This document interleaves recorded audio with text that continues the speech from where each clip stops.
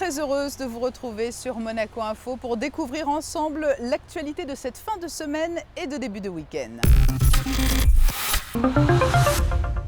La 25e matinale économique de la Maison de la Métropole Nice-Côte d'Azur vient d'avoir lieu au Grimaldi Forum. Au chapiteau de Fontvieille, une exposition historique exceptionnelle se tient tout au long de l'été. Cet événement international itinérant retrace l'intégralité du déroulement du débarquement du 6 juin 1944 en Normandie. Au Grimaldi Forum, le concert de Jérôme Amandi, que l'on connaît mieux sous le nom de Talisco. Il vient de participer au Thursday Live Session et nous l'avons rencontré. C'est l'établissement de nuit incontournable de la Principauté. Le Jimmy's vient de rouvrir. Et puis à la fin de ce journal, nous prendrons de la hauteur avec le concept Dinner in the Sky Monte Carlo et notre invité Jean-Christophe Goethals. Pendant une dizaine de jours, il propose des déjeuners ou dîners dans les airs, servis par de grands chefs à bord d'une nacelle au-dessus du casino. Deux communautés de destin, deux histoires intimement liées. La 25e matinale économique de la Maison de la Métropole Nice-Côte d'Azur vient d'avoir lieu au Grimaldi Forum. Elle avait pour thème les relations avec la Principauté de Monaco, avec pour toile de fond le Smart Business. Les explications de Fabien Bonilla sur des images signées Sylvain Péromal. Cette manifestation a été ouverte par le ministre d'État, Serge Tel. Ces matinales économiques mensuelles de la Maison de la Métropole Nice-Côte d'Azur donnent la parole aux start-up, aux PME, aux PMI et aux grands groupes de la région.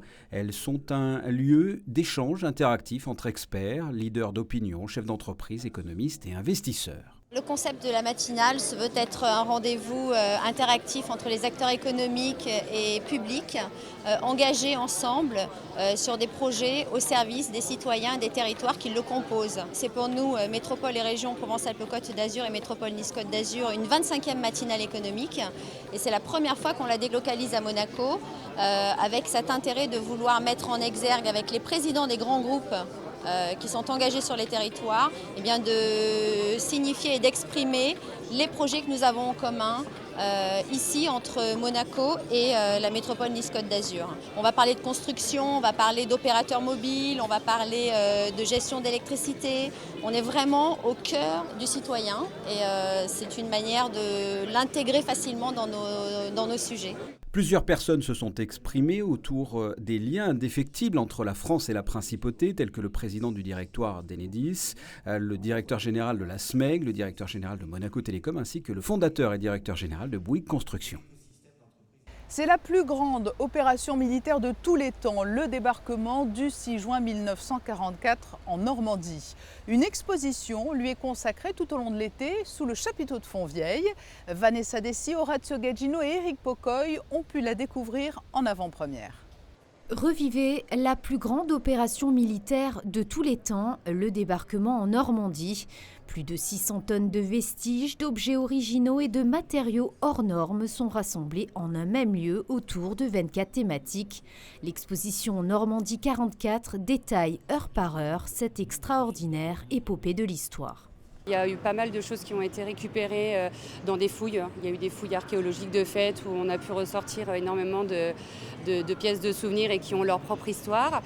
Nous avons une barge de débarquement qui reflète vraiment le débarquement, du matériel comme des jeeps, des canons, des mannequins qui retracent un peu les différentes unités qui ont combattu pour notre pays. Cet événement révèle un défi de la mémoire. Il est l'occasion de se souvenir ensemble de tous ces hommes débarqués sur les plages de Normandie lors d'une opération qui a changé le cours de la Seconde Guerre mondiale. On retrace à travers 24 thématiques le débarquement en Normandie pour vous faire perpétuer le souvenir et avoir un synonyme de paix, un symbole de paix.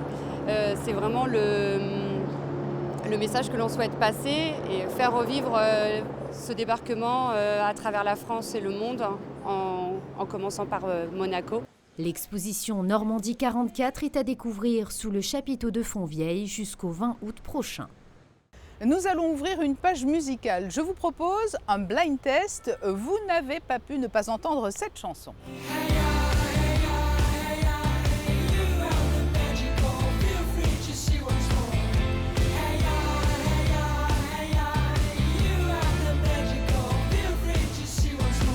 Et cette chanson, elle est signée Talisko. Il s'agit de The Keys, un tube planétaire. Son auteur, Jérôme Amandi, vient de donner un concert au Grimaldi Forum dans le cadre des Thursday Live Sessions.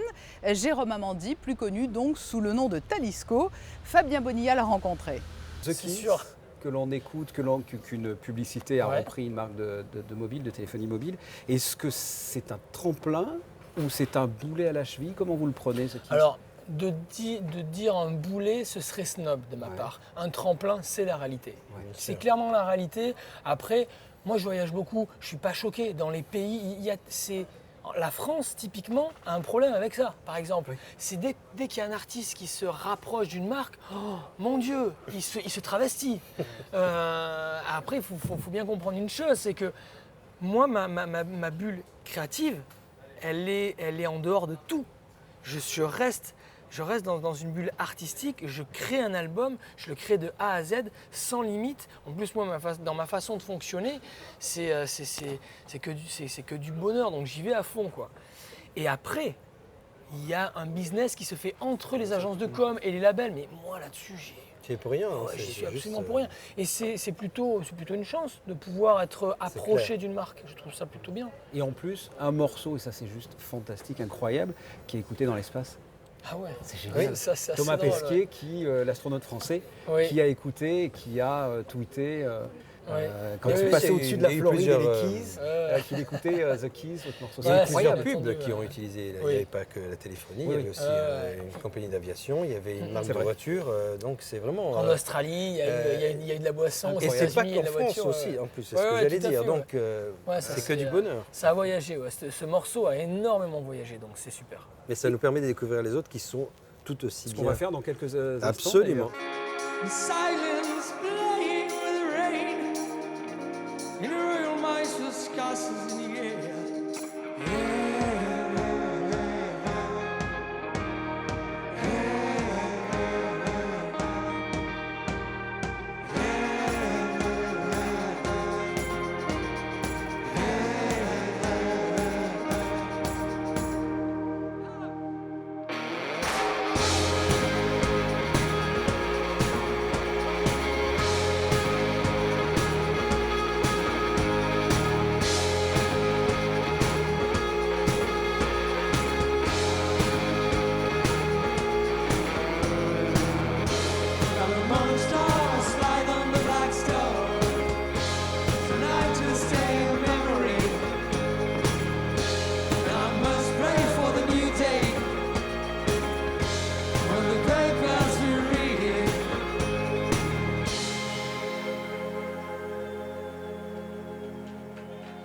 Merci.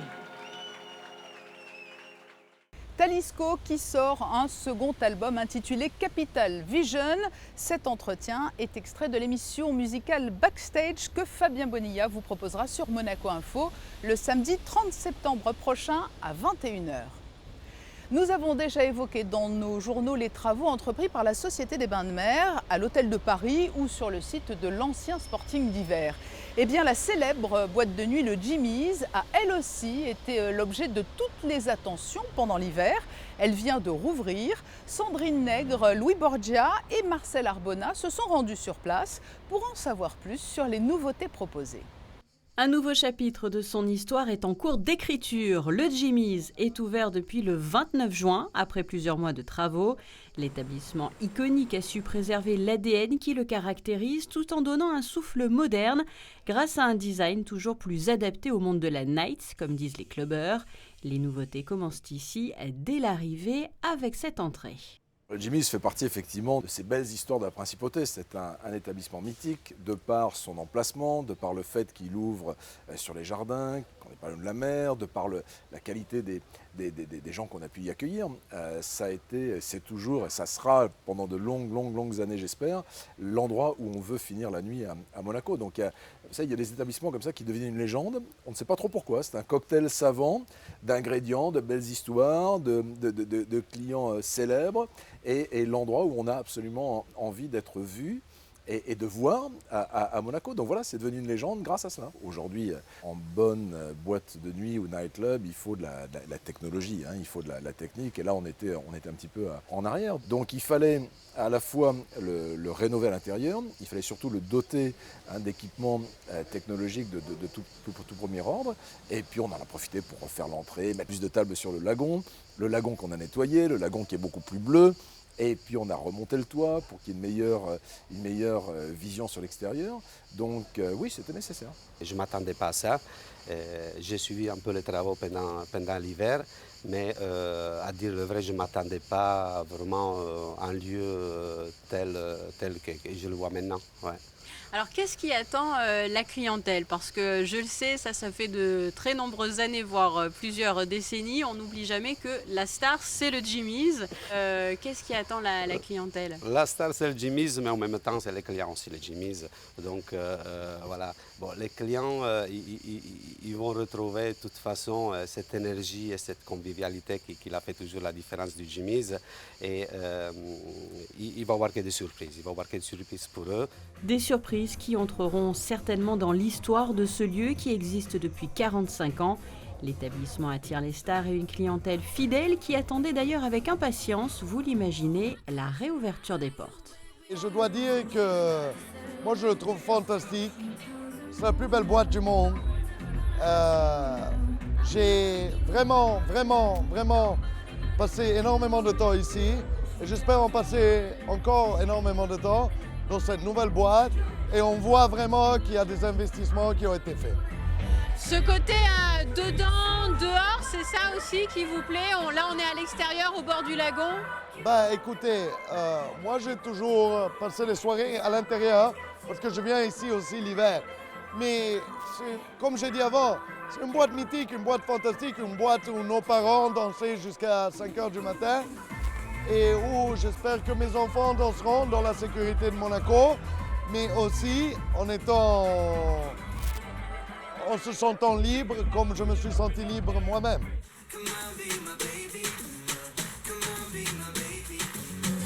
Le Jimmy's est désormais ouvert en saison après la période estivale 2017. L'ouverture en 2018 est prévue pour le mois de mars, après d'autres travaux côté coulisses cette fois-ci.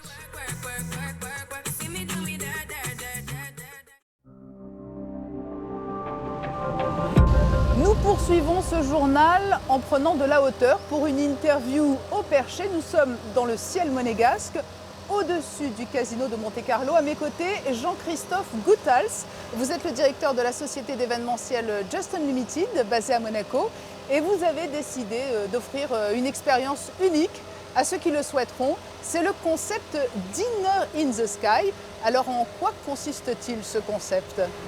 Le terme justement d'expérience unique est totalement approprié puisqu'ici, en organisant Dinner in the Sky Monte-Carlo, on avait envie de proposer à toutes les personnes qui allaient venir de vivre cette expérience inoubliable. Et le concept de Dinner in the Sky Monte-Carlo sera en termes d'expérience inoubliable. Pourquoi inoubliable? C'est que ça commencera à partir du moment où tous les invités vont quitter leur hôtel ou leur résidence ou leur domicile, puisqu'une voiture va venir les chercher chez eux, les amener sur les terrasses du casino qu'on a spécialement aménagé pour l'occasion. À leur arrivée, ils commenceront par un petit cocktail qui leur sera servi. Et ensuite, ils prendront place autour de cette fameuse table autour de laquelle nous nous trouvons maintenant pour déguster des plats de grands chefs étoilés, et ce pendant 10 jours. Alors Jean-Christophe, vous allez tout de suite me rassurer parce que là on a atteint le sommet de cette grue. La sécurité est maximale, nous sommes à des dizaines de mètres du sol. La sécurité est maximale, tous les contrôles ont été effectués, c'est entre autres grâce à ça qu'on peut être en l'air maintenant. Donc voilà, la sécurité est primordiale, on a un agent de sécurité qui est en permanence présent sur la plateforme. On est tous attachés, bien attachés, on ne peut pas se détacher soi-même. On a la possibilité de se retourner pour admirer la vue. On a également la possibilité de s'incliner en arrière pour les plus téméraires. Oui, je crois que je vais rester assez prudente aujourd'hui. C'est un véritable challenge pour les chefs qui vont cuisiner ici. Comment s'organise la logistique? Parce que là, on le voit, il y a des plats, il y a de quoi faire, mais il y a un travail préparatoire. Comment vont-ils travailler sur cette nacelle? Tout à fait, il y a un travail préparatoire qui se fait au sol. C'est pour cette raison que nous avons monté une cuisine d'une 50aine de mètres carrés, où tout le travail de préparation va se faire. Et ici, en termes de prouesse technique, c'est vraiment ça, puisque on a effectivement une table de cuisson avec un four, on a des étuves, on a des plans de travail, mais l'espace est assez restreint. Il y a 5 personnes qui seront présentes au milieu de la plateforme, le chef, et une personne de sécurité ainsi que les personnes pour assurer le service. Et alors on aura aussi, dans le cadre de certains soirs, des duos. Donc on aura 2 chefs qui cuisineront face aux 22 invités. Vous l'avez dit en préambule, des chefs renommés, hein? Oui, des chefs renommés. Alors on a des chefs... Faites-nous rêver. En tant que chef renommé, déjà on a pas mal de chefs qui sont présents en principauté. Je pense notamment à Philippe Johannes, à Christian Garcia, Marcel Ravin, Paolo Sarri du Monte Carlo Beach. Donc voilà, on a aussi Jean-Claude Brugel de la SBM qui est de l'Hirondelle, pardon. Et puis on a des chefs qui viennent d'un petit peu plus loin, comme Olivier Nasty qui vient d'Alsace. On aura également la chance d'avoir pour une soirée Philippe Etchebest qui viendra nous dire bonjour. Et donc voilà, pas mal de surprises, quelques journées à thème, notamment je pense au dimanche 9 juillet où ce sera la journée des femmes. On aura 2 chefs femmes qui cuisineront, Virginie Basselot qui est la seule meilleure ouvrière de France par exemple. Comment ont-ils réagi ces chefs lorsque vous leur avez proposé le concept? Alors je crois que certains, comme Philippe Johannes, avaient déjà expérimenté des Dinner in the Sky. Hein. Tout à fait, Philippe Johannes, Denis Fétisson l'avait déjà fait aussi si je ne me trompe pas. Ça n'a pas été très difficile de les convaincre. Quand je leur ai dit, tiens, cet été, est-ce que tu n'as pas envie de venir cuisiner au-dessus des terrasses du casino à Monaco? Je vous avoue qu'on n'a pas essuyé beaucoup de refus. J'admire la vue. En même temps que nous parlons, c'est assez extraordinaire. Hein. Il y a la Méditerranée, il y a le casino, vue imprenable. La vue est vraiment à couper le souffle. On voit la mer à perte de vue. On a la chance d'avoir les toits du casino qui sont juste à côté de nous. Donc voilà, on est parfaitement situé entre les 2 tours du casino. Je pense que personne aujourd'hui n'a eu la chance de dîner ou de déjeuner avec un point de vue tel que celui que nous offre cet endroit. Oui, c'est une première sur ce site. Alors vous allez avoir de prestigieux convives.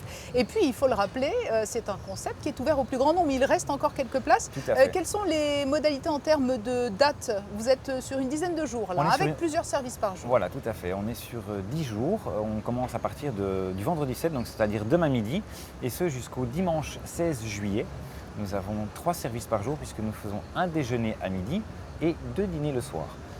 Nous avons évidemment des dates qui sont plus privilégiées que d'autres, je pense notamment au 14 juillet. On a pas mal de soirs qui sont déjà complets, mais voilà, il reste des dates de disponibles.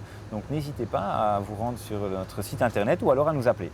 D'autant plus que c'est un concept qui fait fureur à travers le monde. Hein. Le fait d'allier la haute gastronomie et cette situation vertigineuse, ça s'est fait dans les plus grandes capitales du monde. Dans les plus grandes capitales du monde et même dans les plus grandes villes du monde aussi. Je pense notamment à Dubaï, à Las Vegas, Bruxelles, parce que Bruxelles est une grande capitale, Paris, Londres. Donc voilà, on a d'ailleurs depuis qu'on a commencé à communiquer autour de Dinner in the Sky Monte Carlo, on a pas mal de demandes qui nous proviennent de l'étranger en disant tiens, je l'organiserai bien chez nous, etc. Est-ce que c'est possible? Donc voilà, il y a de belles perspectives. Jean-Christophe Goethals, merci de nous avoir fait vivre cette aventure unique, et pour une première aussi, hein, une interview au perché, dans le ciel monégasque. Et je crois que l'on ne pouvait pas rêver meilleur emplacement pour refermer ce journal en vous dévoilant les prévisions météo pour les jours qui viennent.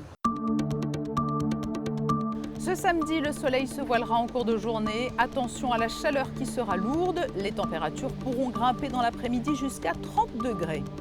Dimanche, légère tendance orageuse avec un risque de courtes averses dans la nuit ou la matinée. Le temps sera moins chaud que les jours précédents. Lundi, beau temps chaud, des nuages discrets, des températures proches des normales. Mardi sera une belle journée ensoleillée. La période de beau temps se poursuivra d'ailleurs tout au long de la semaine.